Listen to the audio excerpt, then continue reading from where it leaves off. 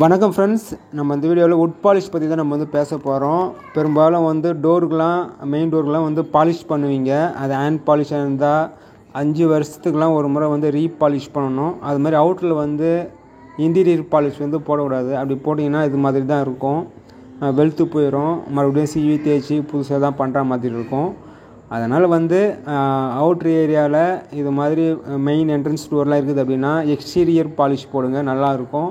10 வருஷத்துக்கு ஒரு மாதிரி ரீபாலிஷ் பண்ணலாம். சில பேர் வந்து என்ன பண்ணுவீங்க அப்படின்னா, அந்த பழைய அழுக்கெல்லாம் இது மாதிரி சீவி தேய்ச்சி எடுக்கணும். சிலரால் முடியாதவங்க என்ன பண்ணுவாங்கன்னா, ஒரு அளவுக்கு தேய்ச்சிட்டு மரம் கலர் ப்ரௌன் கலர்னால் அதுக்கு ப்ரௌன் கலர் போடுவாங்க. அதுமாதிரி தேக்கு மரம்னா கோபி கலர் போட்டு பெயிண்ட் அடிச்ச மாதிரி வச்சுருவாங்க. இதுமாரி நிறைய ப்ராப்ளம் வந்து நான் வந்து பார்த்துருக்குறேன். மறுபடியும் நாங்கள் வந்து சீவி தேய்ச்சி பண்ணுவோம். அது மாதிரிலாம் பண்ணக்கூடாது. நம்ம வந்து பழைய பாலிஷ்லாம் வெளுத்து போச்சு, ரொம்ப டல் ஆகிடுச்சு அப்படின்னா இது மாதிரி க்ளீனாக சீவி எடுத்து நம்ம வந்து போடணும். அப்போ தான் வந்து நேச்சுரல் கலராக இருக்கும். அப்படி இது மாதிரி பாலிஷ்லாம் வெளுத்து போகுதுன்னா அதுக்கு வந்து எக்ஸ்டீரியர் பாலிஷ் போடணும், இன்டீரியர் பாலிஷ் போடக்கூடாது.